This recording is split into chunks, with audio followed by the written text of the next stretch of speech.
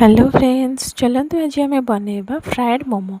से कड़े किसी तेल नहीं जी अदा रसुण कंचा लंका को पकईकि से भाजी ने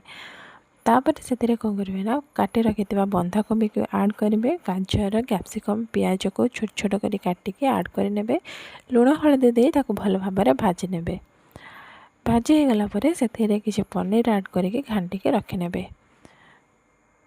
एबे आमे तार डो प्रिपेयर करवा से मैदार लुण और पानी देके भल भाव चकटिकी नहीं जिबे